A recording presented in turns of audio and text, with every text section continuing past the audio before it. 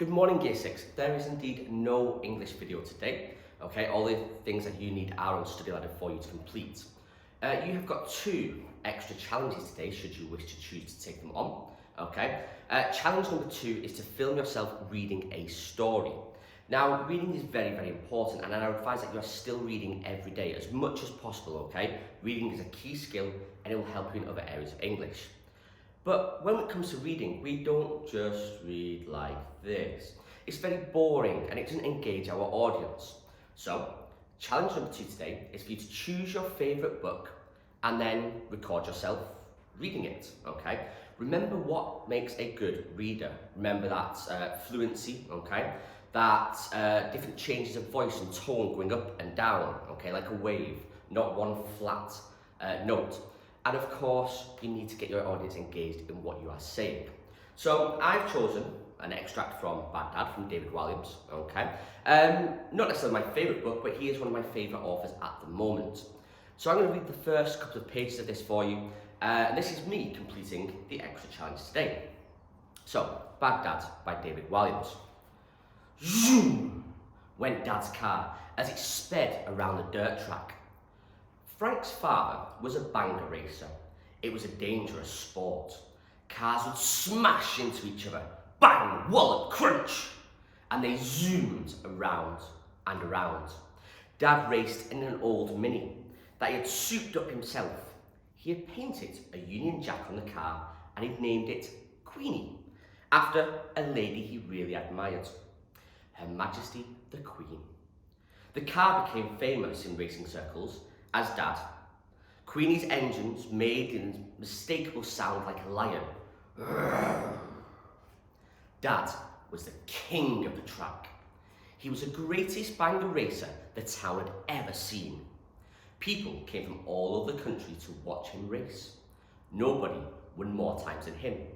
Week after week, month after month, year after year. Dad would lift the trophies above his head as the crowds cheered and shouted his name. Gilbert the Great! Gilbert the Great! Gilbert the Great! Gilbert the Great! Life was golden. Because Dad was a local hero, everyone wanted to know him. Whenever he took his son out for fish and chips, the owner of the shop would give them extra portions and he wouldn't let them pay a penny. If Frank was walking down the street with his father, people in cars would beat their horns, beep, beep, beep, and he'd smile and wave. The boy always felt a burst of pride whenever that happened. Frank even got marked up on his test by his maths teacher after the teacher had got a photo taken with his father at parents' evening. No one was a bigger fan of Dad than his own son.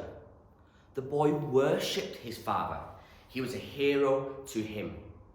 Frank longed to be just like Dad one day, a champion race driver. His dream was one day to drive Queenie. And as you might expect by now, father and son looked very much alike. Both were short and round, and they had sticky out ears.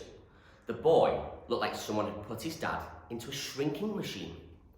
Of all the children at his school, Frank knew he was never going to be the tallest, or the handsomest, like me, or the strongest, like Mr. Christie, or the cleverest, like Mr. US, or the funniest. But he had seen the magic and wondered his father had created with his skill and courage on the racetrack. More than anything, he wanted to taste that. Now, as for Dad, he banned his son from watching him race.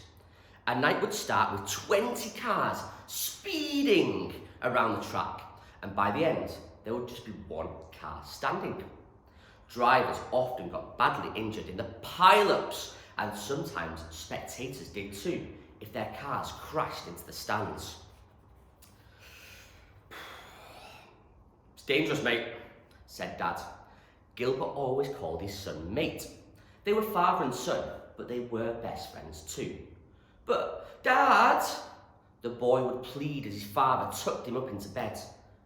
No buts, mate. I don't want you to see me get hurt. But you're the best.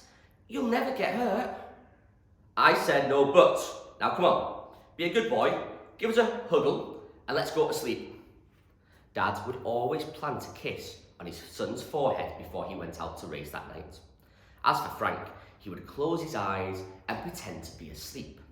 However, as soon as he heard the door close, he would creep out of bed and he'd crawl down the hallway to the front door so not to alert the woman looking after him. Okay, the woman would always shut the bedroom and she'd speak in hushed tones on the telephone whenever her husband was out of the house.